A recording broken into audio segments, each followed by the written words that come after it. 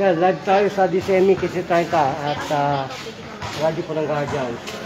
Ngayon, sana yung hirap ka na parang pasabog yung bukol dito. Gano'n na kasarap na? Hindi po yun. Bakit ano bang talaga nararamdaman mo? Parang ano? Para po ito sa depende rin sa Bigat. Parang masabog. Ngayon, nasaan yung bigat? ang gamot dito sa bibig. Yun po yun. Pag alam po natin yung cure, sir, pag alam po natin yung cure, mabibigyan po natin ng support, health sa care ang ating mahal sa buhay, ang ating anak. So, ano po sabi ng doktor sa inyo? Ano daw, opera daw. Opera, magkano po ang opera?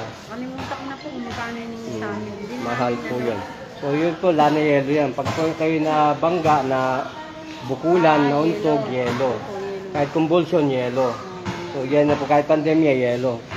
So, dapat po may mga ganitong frontliner ng lahat ng media o kahit hindi media, lumibot sa barangay. Kasi ang way po natin is to give rescue and help, no? Yung dinan ko po, laging mag-aangka.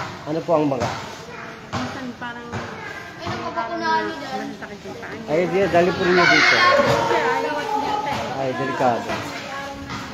Ano yung mapakilala ka? Anong pangalan mo? Nagalasan yung tiyan niya. Sabi mo, Tito George? Sabi mo, Tito George? Maraming salamat. Gumaling ako. Ilang minuto ako gumaling? May high blood siya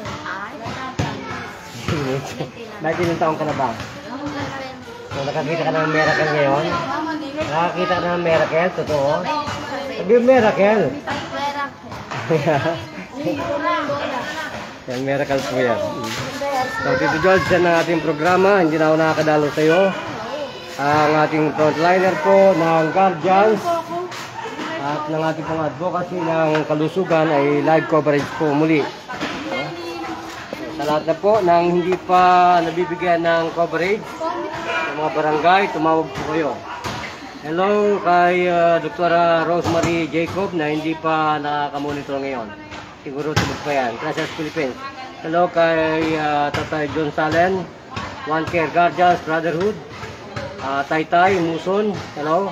At sa ating pong Master Jan sa San Isidro, Antipolo, si Master Joven Arcangel, Nanay Annie Balesteros ng Verdugo Guardians, Survivor Guardians, at sa ating pong nanay na si IC Capricorn, Estela Bulacan, Guardians Magistrate, Advocate for Democracy and Health International, at sa lahat-lahat po nito babanggit kay Jun Manicalig, Editor-in-Chief ng Gilas Express, at kay John Thomas, kay Kagawad Roda ng Avenida Manila, at kay Romy Borse, nandiyan po yan sa Capiz, nagbabakasyon. So 29, nandito ka na sa Manila. We'll see you there. Keep in touch. Gracias Philippines.